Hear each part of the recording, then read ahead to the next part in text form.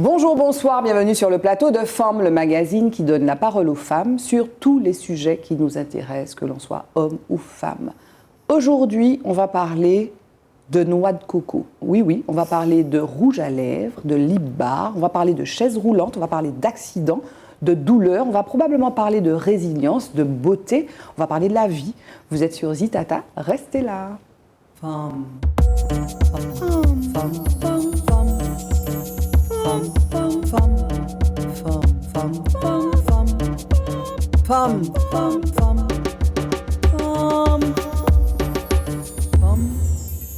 Alors, il faut que je vous livre un secret, puisque la question vient de m'être posée. Qui fait les voix de femmes? Le jingle, c'est Bibi, votre serviteur. Voilà, c'est moi qui fais les voix de femmes. Excellent. Avec le tambour et la mise en musique de Alain Surena. C'est joli, hein? C'est excellent. C'est très bien. On s'en va du love, Excellent. On commence en s'envoyant du love, on est contente. Merci.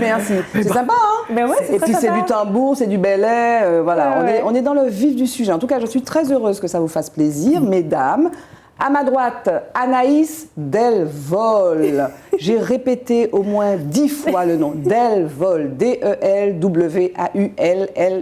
C'est comme ça qu'on dit, Anaïs. Exactement, Delvol, oui. Ça va très bien. Avec son rouge à lèvres rouge, elle ne pouvait pas mettre autre chose qu'un rouge à lèvres pétant, puisqu'on va parler de rouge à lèvres notamment, mais pas que, on va aussi parler avec elle de noix de coco.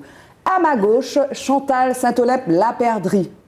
C'est ça? Oui, absolument. Alors, on n'a pas mis on est désolé, Chantal, on a oublié ton nom de dame. Oui. Alors, le monsieur va nous excuser. Tu disais que ça fait 32 ans que tu es avec lui, monsieur, pardon. Mais là, elle s'émancipe un petit peu. Elle n'a pas mis votre nom, monsieur. Exactement. Voilà, donc Chantal. Mais c'est à la vie et à la mort, hein, le nom de jeune fille. Donc, Oui, voilà. voilà.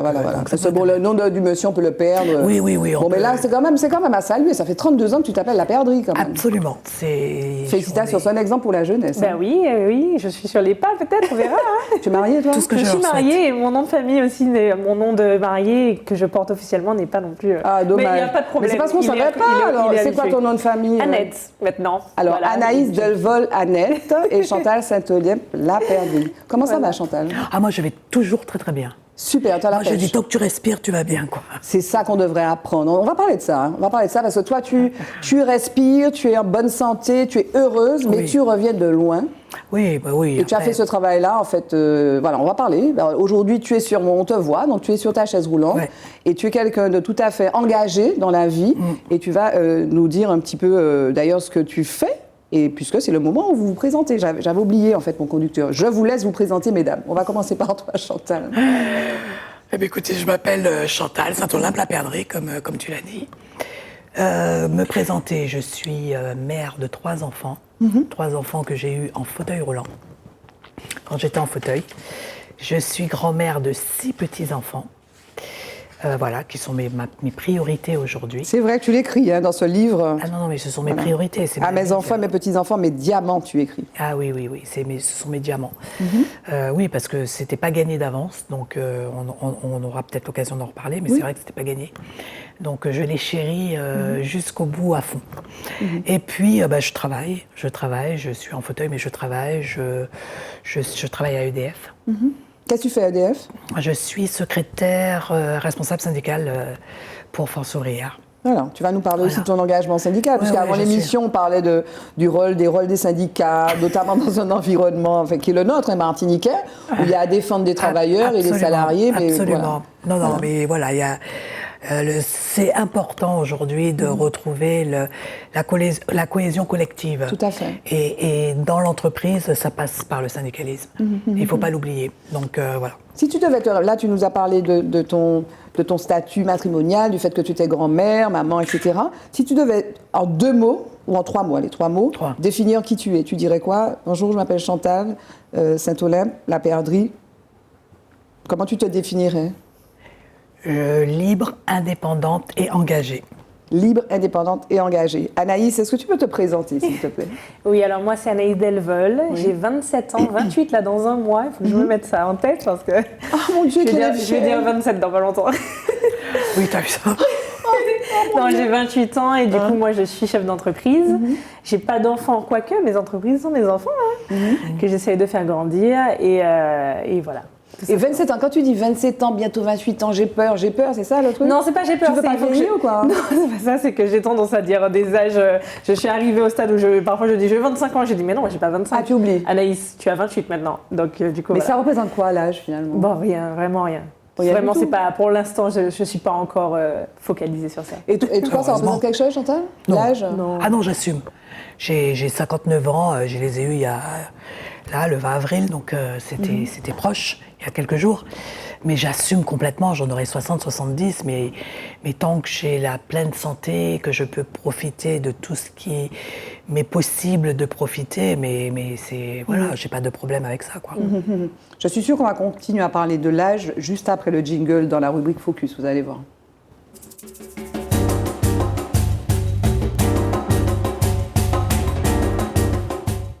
Voilà, à mon avis, c'est obligé, comme dit Chantal. Là, je voudrais vous parler, en fait, parce que Focus, c'est quoi? C'est des captures d'écran de sujets, de reportages que je glane un petit peu donc sur Internet, et généralement pour nous amener loin de la Martinique ou de nos préoccupations immédiates.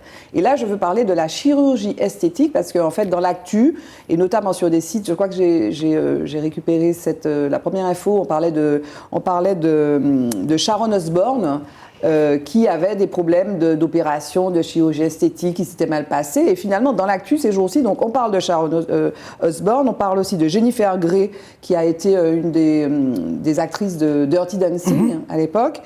Et puis, en fait, il y a un phénomène qui se déroule en Colombie, on le voit là, en Colombie, le boom de la chirurgie esthétique, avec manifestement donc un engouement pour la chirurgie esthétique, les femmes qui se font opérer, parce que les prix aussi ils sont très attractifs. Et voilà, donc il y a cette tendance. Alors moi, il y a quelques années, j'avais été une fois au Brésil. Les Brésiliennes aussi ont recours à la chirurgie esthétique. Les Cubaines aussi ont recours beaucoup à la chirurgie esthétique pour les opérations des seins. On sait aussi que les Françaises ont recours à la chirurgie esthétique, et notamment qu'elles vont se faire opérer, je crois, au Maroc, en Afrique du Nord, en Tunisie peut-être. Qu'est-ce que vous pensez? Alors, Anaïs, toi qui es dans le milieu de la beauté, etc., tu as 27 ans, on parlait de l'âge qui montait, on va dire. Qu'est-ce que tu penses de ça, du recours à la chirurgie esthétique? Et puis parfois, on va parler peut-être de ça dans le deuxième temps, parce que toutes ces dames, en fait, et notamment Jennifer Grey, elles se plaignent des ratés, quoi, parce que c'est vrai, mais il y a quand même un recours assez comment dire, facile, entre guillemets, notamment de la part des célébrités, des gens qui font du cinéma, et pas que. Qu'est-ce que tu en penses? Toi? Alors, personnellement, moi, je pense que chacun fait ce qu'il veut, déjà. S'ils se sentent mieux avec de la chirurgie, tant mieux, et voilà. Ce n'est pas quelque chose qui m'attire personnellement, parce que moi je suis d'avis à s'accepter comme on est, en fait, tout simplement, avec nos qualités, nos défauts, voilà. Et nos rides. Voilà. Comme on disait, on n'est pas totalement symétrique, donc il faut s'accepter. Moi, j'ai fait un grand travail sur moi quand j'étais dans la préparation de Miss Monde, puisque j'ai participé à Miss Monde. Et à l'époque, déjà, on entendait parler. Je crois que c'était Miss Venezuela qui s'était fait retirer 2 côtes pour être plus mince. Donc je trouve que c'est un peu... c'est-à-dire que chacun fait ce qu'il veut, mais je trouve quand même qu'il y a beaucoup de dérives, parce que les chirurgiens utilisent maintenant les réseaux sociaux pour promotionner leur travail et pour toucher des gens plus jeunes, toujours plus jeunes. Et du coup, je trouve qu'il y a beaucoup de dangers, beaucoup de dérives, et on n'est pas assez... on n'est pas assez peut-être au courant justement des dangers. Exactement. Mais ça, qu'est-ce que tu en penses, Chantal? Toi qui as eu à accepter l'accident... il n'y a qu'à voir. Hein. Oui. Tu as eu recours à la chirurgie réparatrice? Alors, j'ai eu recours à la chirurgie réparatrice, mais la chirurgie justement réparatrice. C'est-à-dire que quand j'ai eu l'accident, j'ai eu des fractures au niveau de l'orbitre. Donc ils ont pris de l'os dans ma tête pour pouvoir réparer l'os de l'orbitre. Ils ont pris la peau derrière mon oreille pour pouvoir mettre une pastille en attendant de faire de la chirurgie esthétique. Et tu as eu après de la chirurgie esthétique? Pas du tout. Pas du tout, du coup. Mais alors, pas du tout. J'ai dit non. Tu as dit non? J'ai dit non. Ok. J'ai dit non. Donc, qu'est-ce que tu penses finalement de ce recours un peu facile, notamment des gens qui ont de l'argent, parce que ça a un prix quand même de se faire. De moins en moins cher, hein, justement. On disait que vous disiez que tu disais, pardon, que les gens vont surtout dans l'Afrique du Nord, mais je pense que je crois que c'est parce que c'est pas cher là-bas. Donc c'est vraiment de plus en plus facile d'y aller, d'y avoir accès, et je trouve que c'est un peu grave quand même, mais bon. Oui, c'est pour ça. C'est parce que quand on a les moyens, on fait. n'importe quoi, en fait, tout ce qui nous passe par la tête, tout ce qui est à la mode, tout ce qui est... Donc toi, tu réprouves ça, tu condamnes ça? Ah, mais complètement, et puis... Mais au nom de quoi, du coup? Tu dis non, non, non, non, non, pourquoi? Non, parce qu'on est né d'une façon... Moi, je dis, la façon dont on est né, il y a une raison. Sinon, on serait né différemment. On est né comme ça, il faut s'accepter. Quand il y a des gens qui ont de l'embonpoint, ils disent, mais tu sais pas pourquoi tu es comme ça. Il y a une raison. Peut-être plus tard, tu vas avoir une maladie qui va faire que tu auras besoin de ton embonpoint pour pouvoir supporter cette chose-là. Il faut s'accepter tel qu'on est. Et même moi, quand j'ai eu mon accident, je me dis, je suis comme je suis, tant pis, c'est comme ça. Tout a une raison d'être. Tout a une raison d'être. Bon, je n'ai pas besoin. Oh non, l'esthétique, c'est le superficiel. Ouais. L'esthétique, c'est le superficiel. On s'arrête là. Dans Focus, on va continuer à parler avec Chantal et Anaïs.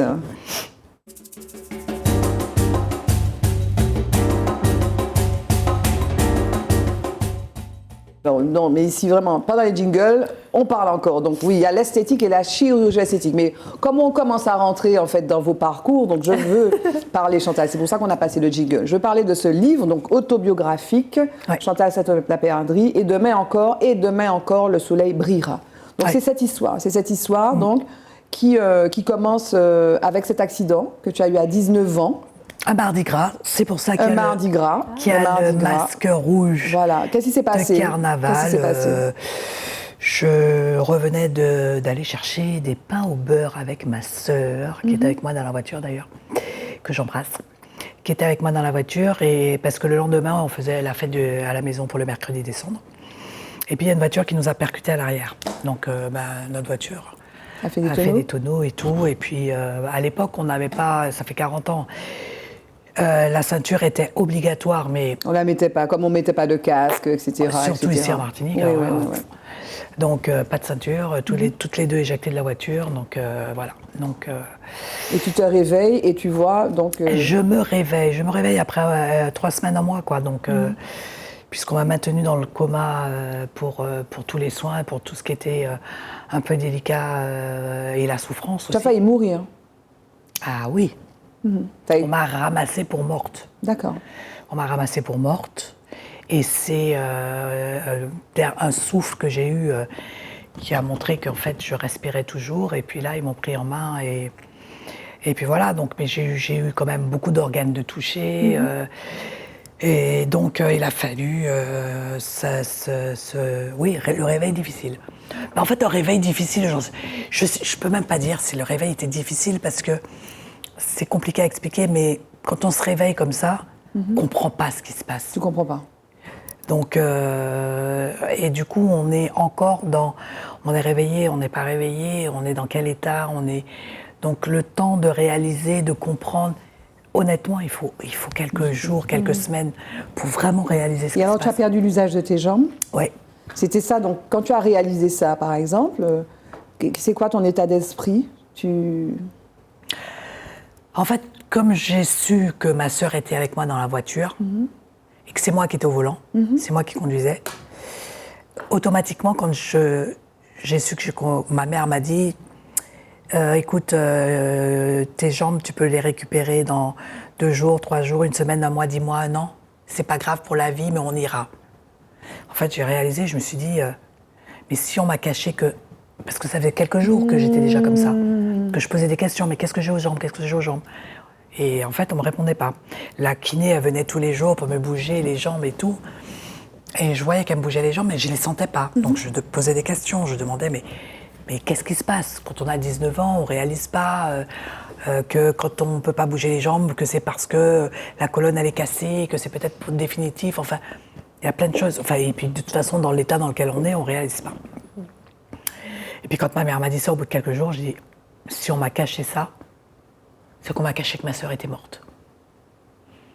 Donc l'instinct, en fait, ça a été, je veux voir ma sœur. Mais elle était dans un bâtiment opposé et tout, et elle était dans un état où c'était compliqué aussi de la bouger. Et donc j'ai dit, tant que je ne vois pas ma sœur, je ne veux plus qu'on me soigne, je ne veux plus rien faire, je veux plus... Et en fait, l'information de tu es handicapé, Elle a fait un cheminement tellement biscornu dans ma tête que c'était même plus un problème. C'était pas ça la priorité. Ah ben complètement. Quoi. C'était, je veux voir ma sœur, je veux être sûre qu'elle soit bien vivante, que je ne l'ai pas tuée, enfin. Et donc, du coup, voilà. Et puis, chemin faisant, ça a été ça la priorité. On a avancé jusqu'à ce qu'on finisse par me montrer ma sœur. Et puis voilà. Et puis, je vous laisserai découvrir au fil de l'eau les... Anaïs, tu connaissais pas Chantal? Non, je la connaissais pas. Qu'est-ce que ça t'inspire, cette histoire, quoi? Ben, comme je lui disais, ça me rappelle un ami à moi et c'est ce genre de... Parce que j'ai beaucoup parlé avec lui, il m'a appris beaucoup de choses et je pense que vous avez beaucoup de choses aussi à m'apprendre. Ce sont des parcours qui sont Elle a du mal à nous dire. Avec le vous, oui, c'est une jeune. On va vous voyer alors, Anaïs. On va vous voyer. Voilà, parce que ça nous vieillit. Non, mais pas du tout. Non, c'est que je pense que ces parcours-là sont vraiment impressionnants et qu'on a à apprendre de ces gens-là. Qu'est-ce que tu apprends du coup? Qu'est-ce que ça t'apprend? Par exemple, Mika, mon ami, mais je suis sûre que toi aussi, je vais y arriver, que toi aussi, ils nous apprennent en fait que dans la vie, il y a pire, vraiment, et que justement, le titre du livre, c'est « Et demain, il y aura... » Voilà, et demain encore, le soleil brillera, parce que le soleil brille toujours à un moment donné. C'est exactement ça, et je trouve ça extraordinaire à chaque fois que je le vois, ou que je te vois du coup, je me dis, mais Anaïs, de petits problèmes, profite de la vie en fait, parce qu'il y a encore beaucoup de choses à voir. Alors voilà, c'est ça le truc en fait, c'est tout le monde a le droit de se plaindre, parce qu'on est tous humains, et que la douleur de chacun lui appartient. On n'est personne pour juger de la douleur des uns des autres. Par contre, il faut savoir avancer, pouvoir avancer. Voilà. Et c'est ça qu'il faut se donner en priorité. C'est oui, on a le droit de se plaindre parce que il y a des choses qui sont dures, parce que on a mal, parce que on est humain. Oui. Mais il faut relativiser. Mais il y a un moment, il faut que ça s'arrête, quoi. Oui. Se plaindre tout le temps. Et alors, du coup, est-ce que toi, parce que tu as parlé donc du processus, hein, c'est-à-dire que l'information la plus essentielle, c'était dans quel état ta sœur est, est-ce que tu l'as tuée, etc. Mais si tu veux, j'imagine que tu as souffert aussi, que tu as eu mal. Et j'imagine que toi, à un moment, il a fallu que tu surmontes cette information, que tu l'acceptes. Je suis handicapée, j'ai perdu l'usage, j'ai 19 ans, le lendemain, je devais aller zouker, mais non, on ne va plus aller zouker comme on avait prévu de le faire. Et c'est quoi le cheminement qui te permet de dire, mais il faut agir, c'est dans l'action que finalement on surmonte ça?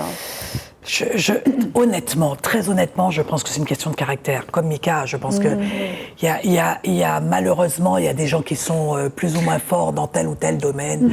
Et tout, l'acceptation, la résilience, elle est pas donnée à tout le monde. Et il faut le reconnaître, il faut l'admettre. Alors, moi, la seule chose que je peux dire, c'est que, honnêtement, il faut profiter de chaque instant. Surtout avec ce qu'on vit aujourd'hui, dans le monde dans lequel on est. Se plaindre ne fait pas avancer de toute façon. On pourra comment on dit chez nous, rouler, mater, sauter, cabrioler, ça va rien faire. Donc c'est quoi le mot? C'est l'action? C'est quoi? Action-réaction, il faut avancer. Action-réaction. Action-réaction. Et puis positivité. Tout le temps. Et puis positivité. Tout le temps. Oui, c'est ça, c'est ce que je dis. Moi, les gens me disent, mais t'as bien des moments. Je dis oui, j'ai toujours des moments. Mais tu regardes le truc et puis comment tu fais? Non, 5 minutes. Ça m'affecte. Oui. Mais il faut que ça m'affecte 5 minutes. Oui. Parce que de toutes les façons, il y a un moment où il faudra que tu trouves une solution. Moi je dis, tu sais, j'ai une formule, il n'y a pas de problème, il y a des solutions. Il n'y a pas de problème, il n'y a que des solutions. Il n'y a pas de problème, il n'y a que des solutions. Mais tu es obligé. Donc l'asplérer, quoi, c'est ça. Mais c'est ça, il faut arrêter, il faut avancer. Il faut savoir avancer. Alors Anaïs, mais leçon de vie incroyable, on n'a pas fini. Oui. J'aime beaucoup, je suis contente de t'avoir rencontré du coup. Et toi, bon, tu t'es pas retrouvée dans des situations aussi dramatiques, mais tu t'es trouvée dans des situations, il a fallu aussi que tu sois dans l'action, que tu sois dans la volonté, parce que tu t'es présentée à Miss Monde, c'est ça? Oui. Miss Monde, c'est aussi un challenge. Tu vois, ça, je pourrais...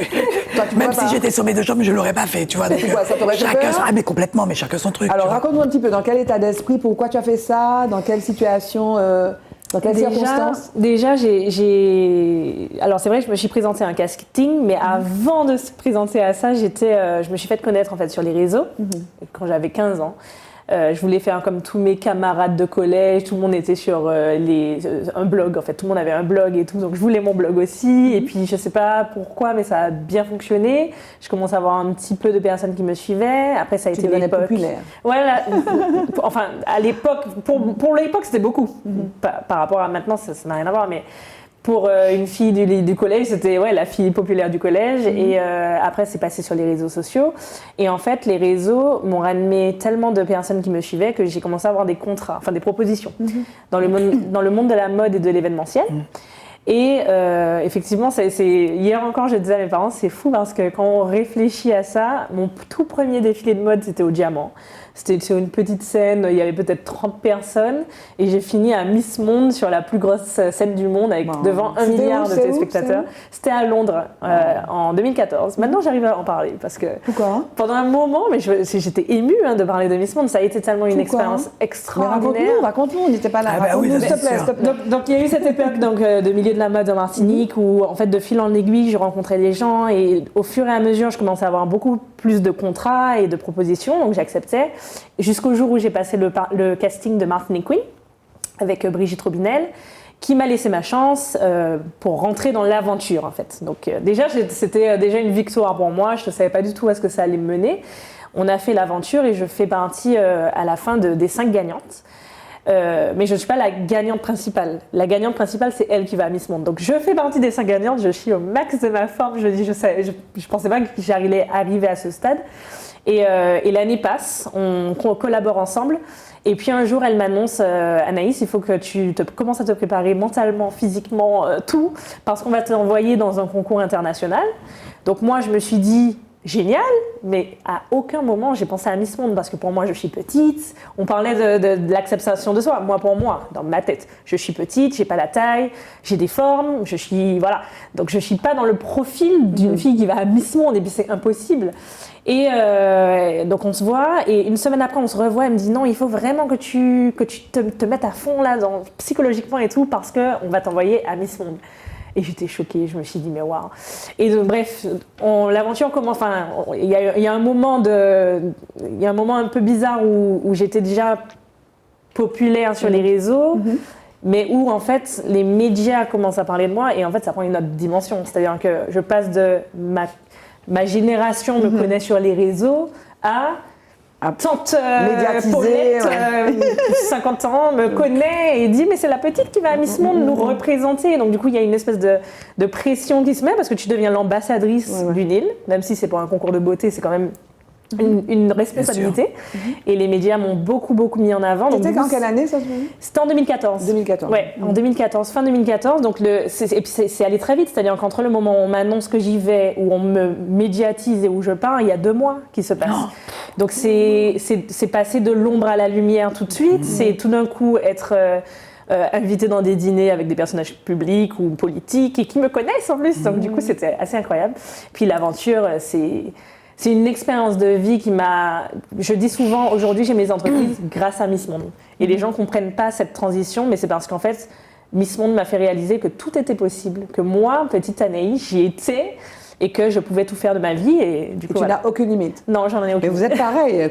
Finalement. Vous êtes exactement pareil. Oui, après, c'est pour ça que ce que je disais, c'est chaque individu a son monde. Oui, mais il y a un endroit où on excelle, il y a des endroits où on ne peut pas y aller. Non, mais ça se cultive aussi, cet esprit-là. Souvent, dans cette émission, on parle de la confiance en soi, mais ça se cultive. D'où ça te vient? Alors, même si c'était quand même assez étonnant, mais tu es quand même allé à ce premier concours de beauté, tu aurais pu ne pas le faire. Et toi aussi, tu dis que c'est le caractère, mais bon, d'où ça vient ça? D'où ça vient cette force de caractère? Est-ce que c'est lié à la famille? Est-ce que c'est lié aux exemples que tu as pu avoir? Je sais pas. Vraiment, moi, alors je sais qu'avant tout ce milieu de strass et paillettes, mes parents m'avaient inscrit au karaté quand j'avais 7 ans parce que ils disent que j'étais hyper dynamique, c'est ça? Parce que c'est active. Ouais, hyper active, voilà. Et que j'avais besoin d'être canalisée. Et donc, du coup, les arts martiaux, pour eux, ça me permettait d'apprendre à me défendre, premièrement. Et puis, d'apprendre l'esprit d'équipe, l'esprit de compétition. Est-ce que c'est de là que ça vient? Je pense. Mais ça a été, j'ai fait du karaté pendant 10 ans, donc du coup, c'est sûrement ça vraiment, l'esprit de compétition, l'esprit d'équipe, toujours se dépasser, ça doit être de ça. Ouais. Et le côté beauté, parce que tu as un intérêt pour ça, tu as une appétence pour la beauté. On va parler du lip bar, voilà, on voit ce magnifique rouge à lèvres que Marthe a mis et qui te va très bien. Voilà, ça vient d'où ça Je sais pas, vraiment, je pourrais pas le dire. C'est que tu as des modèles, je sais pas, tu regardais, comment elle s'appelle, Noémie Campbell Non, pas plus que. Je regardais déjà Miss Monde, je regardais déjà Miss France, je regardais déjà les concours de beauté, j'aimais déjà ça, mais je sais pas d'où ça me vient. Je sais juste que par contre, quand j'ai commencé le karaté à 7 ans, pendant 10 ans, j'ai été ceinture noire à 14 ans, et que j'avais une image de garçon manqué, enfin la fille qui se battait, quoi, la combattante, et que vers l'adolescence, quand on commence à avoir envie de plaire, etc. Ouais, voilà. Moi, j'avais envie de casser ce côté de combattante sur le tatami et tout. Et du coup, j'ai eu envie d'aller dans le monde de la mode. Mais j'ai pas eu de modèles qui m'ont forcément donné envie de ça. Je fais le lien. On parle de beauté, d'attrait, de plaire. Donc toi, tu nous as dit que tu étais mariée depuis 32 ans. Comment tu as connu ton époux? Est-ce que c'était facile précisément? Tu es handicapée. Comment c'est facile de se réapproprier son image de femme, en plus 19 ans? Je veux dire, bon, tu n'étais pas ado, mais c'est vraiment le moment où on a des relations amoureuses, etc. Comment tu vis ça? Et et dans quelles circonstances, sans être indiscrète, même si je le suis de temps en temps, comment tu fais la connaissance de ton époux et comment ça se passe? Tu sais, je pense que naturellement, l'être humain, quand tu t'acceptes, tu diffuses. Et en fait, tu n'as pas besoin de faire d'efforts pour que les gens t'apprécient, viennent à toi, soit très honnêtement, même dans le milieu du travail, les collègues me disent, mais j'oublie que tu es en fauteuil, quoi, parce que c'est comme ça. C'est pareil avec les relations sentimentales, avec l'approche de l'autre, c'est comme ça. Bon, il y a une petite facilité, c'est qu'il est kiné. Bon, c'est lui qui t'a soigné peut-être. C'est un abus de position dominante, on va dire. Non, avec acceptation. Pas tout de suite, mais avec acceptation. D'accord. Non, c'était mon kiné. Alors c'est vrai que les choses se sont faites plutôt naturellement et très simplement parce que à partir du moment où tu t'acceptes, finalement, les choses sont beaucoup plus simples. Et tu disais tout à l'heure, quand tu parlais de tes enfants et tes petits-enfants, que ça n'était pas évident. Ça n'a pas été évident, pourquoi? Fonctionnellement, c'était pas évident? Non, pas du tout. C'était psychologiquement? Non, pas du tout. Parce qu'on m'avait dit que je ne pouvais pas avoir d'enfant. D'accord. Quand j'ai eu l'accident, on m'a dit que je ne pourrais plus jamais avoir d'enfant. Parce que, ok. Écoute, les médecins de l'époque... Tu sais, à l'époque, ça fait quand même 40 ans, donc les études ne sont pas les mêmes, la médecine n'est pas celle d'aujourd'hui, donc je suis certaine qu'aujourd'hui, on ne me dirait pas ça. Mais en tout cas, à l'époque, quand j'ai eu mon accident, j'étais en centre de rééducation et je me souviens très très bien de cette image-là encore, où le médecin est rentré dans la chambre et il m'avait tout expliqué, comment ça se passerait pour la rééducation et tout, mais qu'il y a une chose sur laquelle il fallait que je fasse une croix, c'est sur la maternité. 19 ans. C'était sympa. Ouais, sauf que il connaissait pas tout, puisque 1 an après, j'étais déjà maman. Mais comment ils peuvent te dire ça? Ils ont pu te dire ça? Écoute, c'est comme ça, c'est la médecine de l'époque et les circonstances étaient vraiment très très particulières puisque j'étais vraiment très très très mal pendant des jours, des semaines, des mois. Et puis un jour, ma mère a dit à mon père, écoute, il faut que tu l'emmènes voir un ami à mon père qui était médecin et il m'embarque dans sa voiture et puis il me dit allez viens parce que là ça va plus. Et puis le médecin il m'ausculte et tout et puis il me dit bon il faut qu'on t'emmène à l'hôpital. Il appelle ce médecin qu'on connaît tous, paix son âme parce que je l'adorais, c'est docteur Alain Amar à la clinique Sainte-Marie et Alain m'ausculte et tout, il me dit allez, bloc opératoire et tout, occlusion intestinale, tous ils m'ont dit que j'avais une occlusion intestinale et tout, et puis Alain il dit non quand même avant d'opérer il faut aller faire des radios, il faut voir ce qui se passe et puis j'étais déjà sous perfusion et tout Et puis quand l'infirmière rentre dans ma chambre, et puis elle me dit, elle enlève la perfusion et tout. Et je lui dis, mais je vais mourir, c'est grave, je vais mourir. C'est plus grave que ce qu'on pensait. Et puis elle me dit, le médecin va vous expliquer. Je dis, donc je vais mourir, c'est grave, je vais mourir. Et puis quand Alain rentre dans ma chambre, il touche ma tête et puis me dit, alors, comment ça va? Je dis, mais ça va pas, ça va pas. Il dit, ah, c'est parti pour un petit moment. Je dis, alors là. Et puis il me dit, t'es enceinte. Quoi? T'es enceinte? Et puis là, j'ai cru que mon cœur allait s'arrêter. Alors, tu sais, bêtement. Mais tu racontes bien l'histoire, on est là suspendu à la télé. La suite, s'il te plaît, alors. Non, mais quand même. Alors, bêtement, tu disais. Mais bêtement, j'ai 19 ans. J'ai dit, mais mes parents vont me tuer. Ah bon, oui, bon, c'est bon, hein, attends, non. Hein. Et alors? Oui. Mais tu oublies que... Et puis tu racontais pas tes petites affaires, quoi.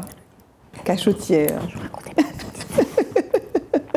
Non, à l'époque, je racontais pas mes petites affaires. On était dans une éducation un peu stricte quand même. Et donc, du coup, alors, tu te dis que tes parents vont te tuer, mais... Mes parents vont me tuer. Mais tant pis. Ouais, super. Mais tant pis. Il est là, il reste. Les médecins m'ont dit, ah ouais, mais c'est dangereux et tout. Tout va être dangereux. Non, mais attends, mais à l'époque, c'était comme ça. Et puis finalement, je lui dis, je suis enceinte, mais ça va pas être possible. Mais qu'est-ce que tu me racontes? Et puis il me dit, et en plus, t'es enceinte de 5 mois. Ah, je pensais que c'était 2 jumeaux, que j'avais des rôles. De 5 mois. Bon. Donc 5 mois, il est là, il reste. Et puis voilà, et puis il a 39 ans aujourd'hui. Et tu en as eu d'autres? J'en ai 3.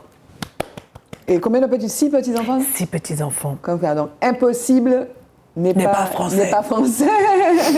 N'est rien du tout. Impossible n'est pas français. Impossible n'est rien du tout. Oui, tout à fait. Voilà. Anaïs, vraiment, leçon de vie, ça c'était le deuxième épisode, mais on n'a pas fini, donc on va encore en découvrir, même s'il faut aller acheter le livre, donc, et demain encore, le soleil brillera. Moi, j'aimerais que tu nous dévoiles un petit peu l'intérieur de Miss Monde, parce que c'était une... Ah oui. Mais moi aussi, ça me fascine. Oui, ça nous fascine, c'est pas notre milieu. Qu'est-ce que tu as découvert? Est-ce que les filles sont vaches entre elles? Oui. Pas toutes. J'ai eu une saison où c'était un peu bisounours, allons faire des photos. C'est aussi très superficiel, on va pas se mentir. À l'époque... Elles sont juste belles et puis... Il y en a qui sont juste belles et épaisses, il y en a qui sont juste belles et tais-toi, il y en a qui sont belles et qui sont complètes. Et d'ailleurs, il y a beaucoup de préjugés sur ce milieu où on pense qu'on élit une fille juste pour sa beauté. Mais en fait, en tout cas, Miss Monde, j'ai pas fait Miss France. Miss Monde, c'est très complet. C'est 1 mois de compétition. Donc, moi, c'était à Londres. Je parlais pas anglais à l'époque, donc j'avais pas de... il y avait des chaperons qui parlaient anglais ou espagnol pour les chinoises, pour les voilà, mais ils parlaient pas français, donc du coup j'ai dû apprendre et j'ai dû me débrouiller toute seule. Et c'est 1 mois en fait de compétition où il y a un projet humanitaire, il y a des compétitions de sport, des compétitions de talent, il y a des compétitions de costumes. Enfin, c'est très intense et on vit quelque chose, encore une fois, de totalement différent de notre vie de base. C'est-à-dire qu'on était, il y a 2 mois auparavant, j'étais en Martinique tranquillement et là, je suis avec les plus belles, c'est ce qu'on me disait, hein, les plus belles femmes du monde. Donc du coup, tu sors dans la rue à Londres, il y a des Asiatiques qui viennent, qui te demandent des autographes, tu te dis, mais je suis Miss Martinique. Comment il sait où est la Martinique? Il vient du Japon. Et voilà, c'est 1 mois de compétition intense où on est dans de très beaux endroits, de très beaux hôtels, on fait des rencontres d'artistes, etc. On fait aussi beaucoup, comme je le disais, de caritatif. On a eu une soirée, par exemple, où je me souviens, on avait fait faire par une fille d'ici un petit bracelet en perles avec des coquillages et tout, qui a été vendu des milliers d'euros pour aider aux caritatif. Voilà, un bracelet de Martinique, donc je trouvais ça bien.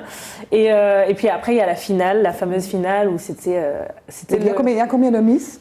Alors, moi, dans mon édition, on était 121. D'accord. J'ai fini dans le top 24, si je ne me trompe pas bien, si je me trompe pas. Et parfois, on est 130, parfois on est 119. Voilà, c'est le plus gros concours du monde. Et le jour de la finale, comment ça se passe? Alors, bien sûr, on a des répétitions où on doit apprendre les chorégraphies par cœur, à droite et à gauche. Et puis, on doit les apprendre jusqu'au moment où on a la couronne, même si, en fait, on ne sait pas si on est sélectionné. Oui. Donc, on doit apprendre toutes les chorégraphies à droite, à gauche, etc. Et le jour de la finale, je me rappelle que la chorégraphe vient et nous dit « Alors, les filles, ne tombez pas. » comme ça faisait un mois, je commençais à prendre l'anglais. Ne tombez pas parce que là, il y a 1 milliard de téléspectateurs. On est 7 milliards sur Terre. Je vous laisse deviner. La pression. La pression. Ah oui, la pression. Et puis même quand tu rentres dans la salle, il y a des milliers déjà de personnes. On aurait dit un stade de foot. On aurait dit un stade de foot. Tout le monde est là avec leur drapeau à supporter leur Miss. C'est incroyable. Mais toi, qui c'est qui te supportait du coup? Mais il y avait des Martiniquais qui habitaient à Londres, qui étaient venus, qui avaient fait le déplacement. Et puis la famille quand même. Ma famille n'a pas pu se déplacer malheureusement. D'ailleurs, pour petite anecdote, ma mère s'était cassé le poignet la veille et elle a passé l'élection Miss Monde. Au lieu de regarder la télé, elle était à l'hôpital.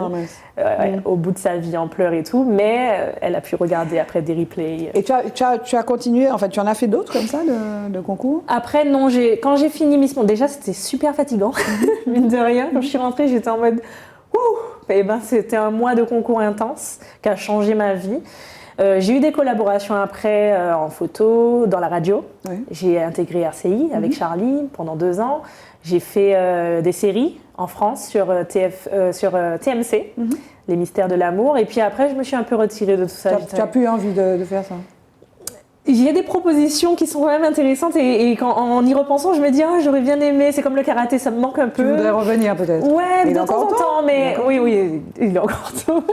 De temps en temps, mais c'est pas ma priorité. Mais c'est moi qui ai décidé de ralentir un petit peu. Ta priorité, comme tu disais tout à l'heure, c'était bébé. Elle va faire le bébé bientôt. Et elle va faire le bébé bientôt. Toi, elle en a eu, toi, elle peut te donner des conseils. Elle va faire le bébé bientôt. Je sais pas si dans ce domaine-là, on donne des conseils. En tout cas, donc tes bébés là, c'est tes entreprises. Alors tu dis pas j'ai une entreprise. Il y a des gens qui disent voilà, tu as 27 ans, elle aurait pu dire j'ai une entreprise, je me lance, etc. Non, elle en a plusieurs. Ouais. Donc il y a le Lip Bar. Ouais. Et puis il y a aussi noix de coco. Tu vas nous dire le nom en fait de l'entreprise. Coco Island. Coco Island. Voilà. Donc c'est quoi le Lip Bar et puis c'est quoi le Coco Island? Alors le Lip Bar, c'est ma 2e entreprise. Ma première, c'était une agence de com que j'ai créée en 2019 après mes études, parce qu'après Miss Monde, j'ai repris mes études. Je voulais pas J'aime pas être catégorisée. Voilà, tu ne veux pas qu'on te catalogue, je suis une Miss. Quand j'étais karatéka, je suis allée dans le milieu des Miss. Quand j'étais dans le milieu des Miss, donc des strass et paillettes, je me suis dit je vais reprendre mes études. J'aime bien être là où on ne m'attend pas en fait. Et donc du coup j'ai repris mes études, j'ai eu un master et puis j'ai master créé de commerce, de communication et commerce, communication, marketing et commerce. J'ai créé une agence de communication avec laquelle je travaille toujours. Et puis c'était pas prévu à ce moment-là. J'habitais à Londres, j'habitais même plus à Paris, j'habitais à Londres. Et là, tu parlais anglais quand même. Je parlais anglais. Je parlais anglais, là c'était bon. Là. Okay. Je parlais anglais et en fait, on a dû rentrer en Martinique par rapport à mon mari, justement, qui a eu une proposition qui n'était pas prévue. Et là, j'avais déjà le projet du Lip Bar en tête, mais je me disais, si je ne suis pas en Martinique, ça ne sert à rien. Je ne vais pas ramener un tel projet à Paris, je veux le ramener chez moi. Je veux ramener ce truc. Et donc du coup j'ai créé le Lip Bar 3 mois après avoir créé mon agence de com, et c'est une société où on crée des rouges à lèvres sur mesure, mais on fait aussi des glosses, des blushs, des baumes à lèvres, des huiles, enfin des cosmétiques sur mesure. Mais c'est nous, moi je ne suis pas encore venue chez toi, c'est moi qui le fais ou bien c'est toi qui le fais pour moi? Alors il y a tu peux le faire si tu as envie de venir entre copines et tu manipules les choses, et j'anime l'atelier pour te dire bon ben voilà, alors sauf si tu es peintre, mais c'est quand même mine de rien pour trouver les couleurs, donc j'aide. Ou alors tu peux me demander de faire pour toi. La plupart du temps, les gens me demandent parce qu'on s'y connaît. Et puis, donc, comment ça se passe? J'ai des clientes qui savent ce qu'elles veulent, elles m'expliquent. Il y en a qui ne savent pas, elles se laissent guider. Je leur les conseille en fonction de leur incarnation. Et puis, il y en a qui me ramènent des objets, comme un ancien rouge à lèvres, où j'ai déjà eu des sous-vêtements, où elle me dit je veux refaire la couleur. Oui, c'est déjà arrivé. Et nous, on refait la couleur avec des produits 100% d'origine naturelle. Et alors le rouge à lèvres, tu mets du rouge à lèvres. Et on ne trouve pas la couleur du sous-vêtement dans une autre chose que dans le sous-vêtement. La même couleur, je ne sais pas. Non. Des sous-vêtements particuliers, avec une couleur spéciale. Tu mets du rouge à lèvres, toi? Tout le temps, oui. Mais alors, comment vous avez fait? Je ne peux pas sortir de chez moi si je ne suis pas maquillée. Tu maquilles tes yeux? Tout. En fait, j'ai eu cette... tu demandais comment ça arrive. Ouais. Tu ne savais pas comment tu t'es rentrée dedans. Moi, je me rappelle très très bien. J'ai une grand-mère qui est... Et tu vois, c'est pas inné parce que on est 2 sœurs et ma sœur, elle n'est pas du tout maquillage, mais pas du tout. Mais j'ai une grand-mère, la mère de ma maman, qui passait des heures et des heures à se maquiller. Et ma passion quand j'étais petite, c'est de rester De la à côté regarder. d'elle comme ça et de la regarder. Oui. Mais j'avais une admiration pour elle et Donc tout.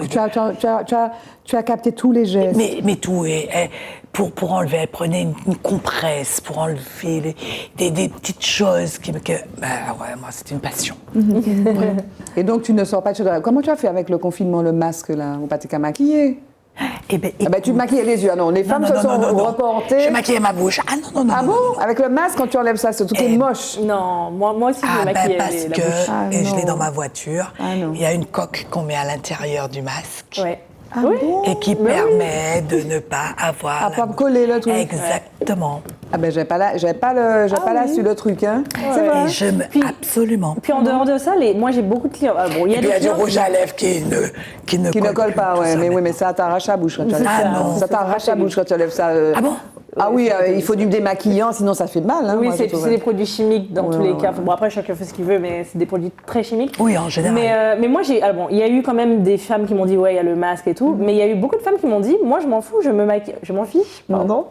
Je me maquille pour moi, en fait. Donc, du coup, même si on ne le voit pas, bah, je me sens bien avec mon rouge à lèvres sous mon masque. Oui, mais comme dit Barbara, allez, à ce moment-là, il ne faut pas enlever le masque parce que tu as du rouge à lèvres partout. Oui. Ou sur le masque. Mais déjà c'est vrai, vu. c'est vrai. Est-ce que, enfin, moi j'ai eu l'impression, J'ai une coque. j'ai notamment, mais on retient la coque. J'ai notamment vu des copines. J'aurais fait la réflexion. Tes yeux sont éclatants parce qu'en fait les femmes se sont reportées alors même qu'elles mettaient pas forcément de mascara. Elles ont commencé à mettre du mascara, etc. Ah oui. C'est vrai. Mais Tu joues sur celles qui mettaient que du rouge à lèvres, tu joues après sur les yeux. Ou Oui, sur voilà, les ongles voilà, aussi. voilà, Il y a voilà, eu sur les ongles, aussi- sur les il y a ongles, aussi- ouais, il y a eu aussi mais les- toi, lip bar pendant le confinement, enfin bon, personnellement, moi j'ai arrêté de mettre du rouge à lèvres pendant 2 ans, quoi. Alors qu'avant, je me Là, maquillais. tu reprends du plaisir. Je reprends, mais bon, je me maquille pas beaucoup, mais j'aime bien du rouge à lèvres. Mais ça fonctionnait, le lip bar? Alors, 2020, déjà, C'est compliqué ça. Déjà, compliqué, hein. j'avais prévu mon inauguration, enfin mon ouverture le 16 mars. Et le 16 mars, il y a eu quoi? Il y a eu C'est très bien. premier jour de Le confinement. confinement. C'était, Ça, c'est synchronicité. Ça, Ah ouais, ça, ouais, c'est- ouais. Je me suis dit, mais incroyable. Non, mais c'est Toutes tes planètes psychologiquement, c'est une étaient horreur. alignées là pour toi. En plus, je me suis dit, ouais, confinement, ça va durer 2 semaines. Au Ah final, ben non. Ça a duré 2 mois, bref. Donc j'ai ouvert le 11 mai 2020. Et non, en 2020, honnêtement, mes clientes ont été au rendez-vous parce que je pense que c'était un concept nouveau, c'était avec des produits sur mesure. Et puis, en 2020, on a beau dire, il n'y avait pas encore vraiment le Covid en Martinique. Oui, c'est vrai. c'est vrai, C'était c'est vrai, c'est vrai, pas, c'est les vrai, gens c'est vrai. ils n'avaient pas encore peur, ils n'avaient pas encore cette espèce de... C'était n'avait juste pas autant de nouveau. cas. C'était juste nouveau. On n'avait pas puis- autant de cas. Oui. Et c'est puis clair. ils n'avaient pas encore baissé les bras. Ils se disaient, ouais, bon, ça vient, mais ça va partir. Oui, et puis oui, c'est oui. en 2021 que ça a été un Tout peu à plus fait, compliqué. en juillet et août notamment, Ouais, avec ah le ouais, Delta. C'était Avec le très, très Delta. compliqué. Là, les gens ont commencé à... il y avait des cas. Bien Les sûr. gens ont commencé à avoir peur. Et puis, Il y a eu des aussi, morts. Et il y a eu des morts. Il y a eu des Il y a morts. eu beaucoup de Et morts. aussi à ne plus croire en l'avenir. Je voyais que les gens étaient déprimés, ils n'avaient plus envie et tout. Mais il a fallu rebondir. C'est aussi ça le travail d'un chef d'entreprise. Donc j'ai sorti d'autres produits. C'était un lip bar, donc bar à lèvres. Mais là, j'ai développé les blushs, donc les fards à paupières aussi, justement. Les huiles pour aller bronzer. Enfin, j'ai essayé de développer la gamme, ce qui n'était pas du tout prévu au début. Mais ça a fait que ça a pu pallier au manque. Et tu as fait parfois. Coco Island. Et j'ai c'est fait quoi Coco Coco Island Island du coup? C'est des noix de coco personnalisées. En fait, on prend des noix de coco en Martinique, on les cultive, on les cueille ici, et en fait, on les taille, donc elles deviennent toutes blanches, et on grave le logo ou un message dessus, et voilà, on peut les Tu consommer. connaissais Chantal? Pas du tout. C'est tout nouveau, vraiment, on vient de lancer le concept. chouette, ça. Voilà. Et toi, Non, tu es je ne sais pas. entrepreneur dans l'âme, toi.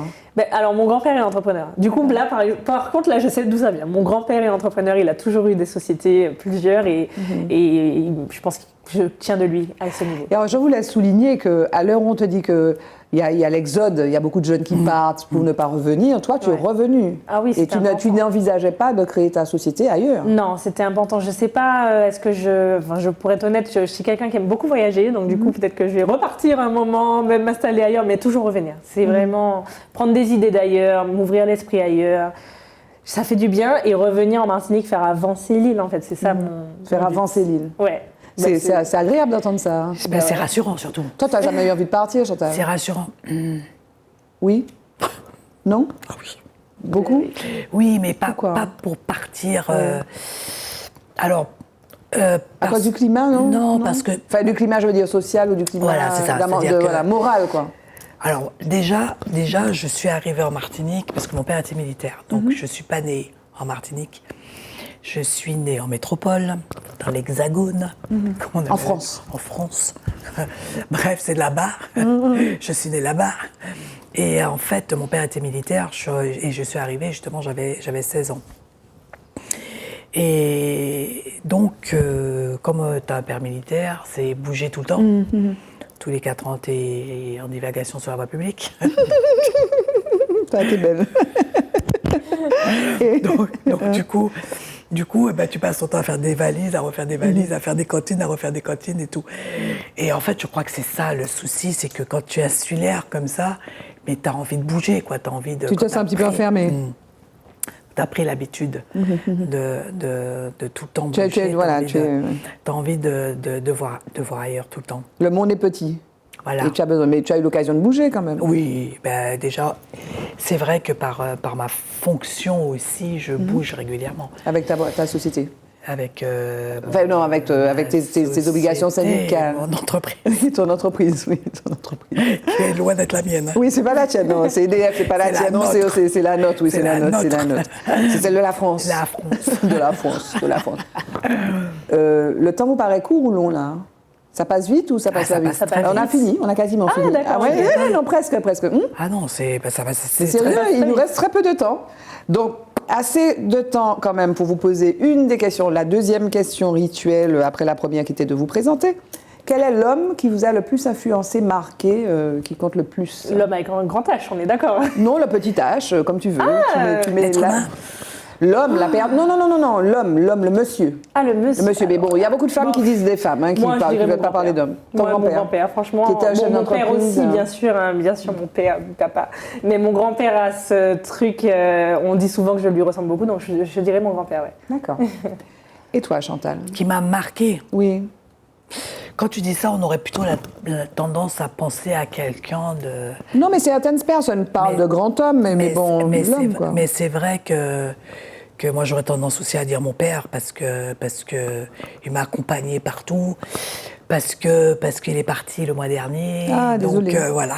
Bon, c'est pas ta faute. Non, mais on compatit, ça devait être dur, non? Voilà, ouais, c'est très dur parce que voilà, jusqu'à maintenant c'est un peu compliqué, il y a des hauts, il y a des bas, parce qu'on a toujours été très proches. D'ailleurs, ma maman n'arrête pas de dire ils sont fusionnels, donc avec une pointe de jalousie, mais que je lui comprends. Mais voilà, c'est mon papa parce que quand on dit un homme, et ben logiquement c'est celui qui est tout proche de toi, qui t'accompagne tous les jours et qui te montre le chemin. Et ce chemin-là, c'est un chemin qui va avec quelles valeurs? C'est quoi les choses? Tu as parlé d'un certain nombre de valeurs tout à l'heure, bien entendu, mais les choses essentielles qui t'auraient transmises? Et tu m'aurais dit la femme, je t'aurais dit ma mère. Non, mais tu peux dire, hein, ouais, c'est assez ouvert comme question. Oui. Les valeurs? Oui. La première valeur, c'est le respect. Le respect. Et puis être honnête. Voilà, ce sont les valeurs qui nous a toujours transmises. La droiture, parce que c'est un militaire, donc pour ça, c'est que tout était carré, quoi. Il fallait que ce soit carré, et puis être le terme m'échappe, mais quand tu respectes les leurs. La ponctualité. Alors là. Mais peut-être aussi que cette force de caractère-là que tu évoquais tout à l'heure, être dans l'action, te vient de là aussi quand même. Parce qu'un militaire, ça se plaint pas beaucoup. Un militaire, c'est... Eh ben, tu sais quoi? Pour ça, je dirais plutôt ma mère. C'est vrai. Ouais. Pour ça, honnêtement, de tout ce qui est... ne pas se plaindre, avancer, être...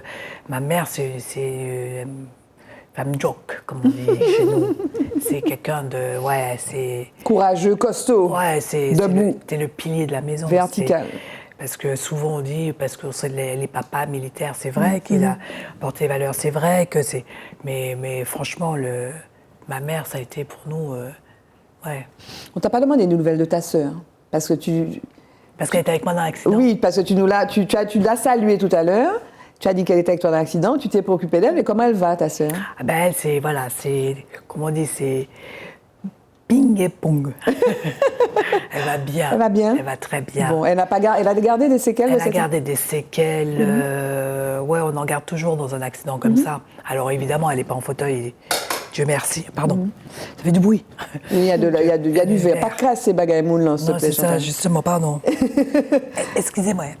Mais elle va très bien avec la grâce de Dieu. Et elle a avancé, ça fait 40 ans, et elle s'est battue aussi. Elle va bien. Bon, tant mieux. Jingle, le mot de la femme pour dire le mot de la fin.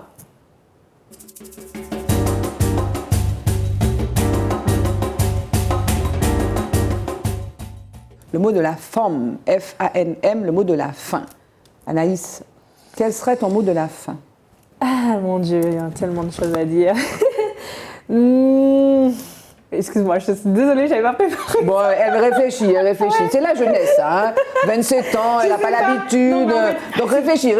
Si ça s'adresse aux jeunes, ce serait toujours y croire, vraiment. Et puis allez-y, foncez et revenez en Martinique et faire avancer l'île. Et si c'est un mot de moi, merci d'être toujours présent sur les réseaux et en boutique. Combien tu as de followers En tout, j'en ai 66 000. Maman, il faut que je m'abonne. Je vais m'abonner. Voilà. Je vais déjà dire. On va s'abonner. Est-ce que tu pourras relayer nos petits messages? Mais bien sûr. Merci. Bien sûr, j'ai déjà identifié Zitata et tout, bien sûr. Donc tu es sur Insta, tu es sur TikTok. Non, je suis que sur Instagram et Facebook. Le reste, je suis dépassée. Là, j'ai passé. Je suis passée de l'autre côté. Non, TikTok, j'arrive pas. Non, mais TikTok, faut danser, faut faire. Oui, non, mais c'est non. Tu es sur TikTok, Chantal? Ah non, pas du tout. Tu es sur Insta? Non, mais je suis sur tous les autres. Qu'est-ce que tu as Je suis Twitter, Facebook, Twitter, Insta. Telegram, Insta, Getter.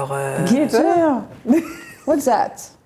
Getter. Oui. Maman. Bon, on va prendre des cours. Ok. Getter, ça sert à quoi, Getter? Getter, c'est justement un réseau qui a été créé au moment où l'art, il y a eu trop de censure partout et pour tout.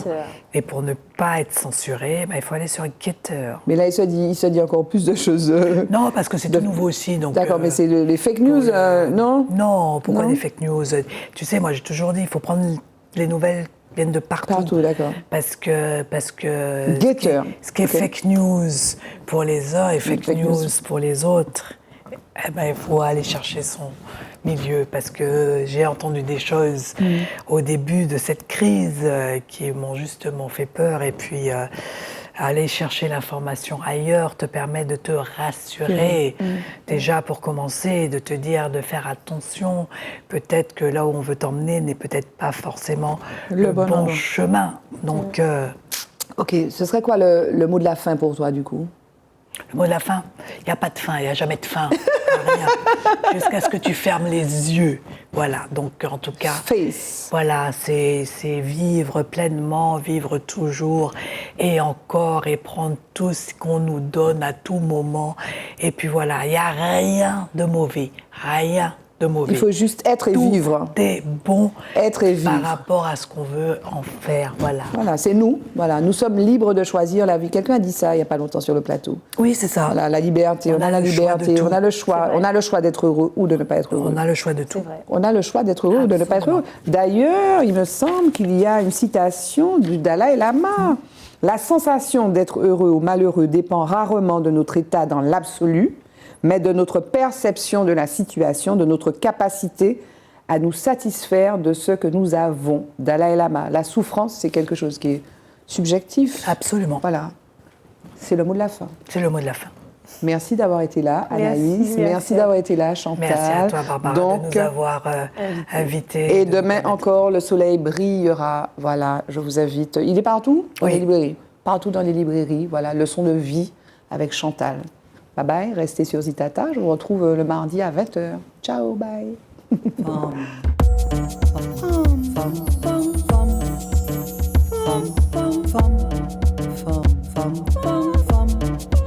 Femme.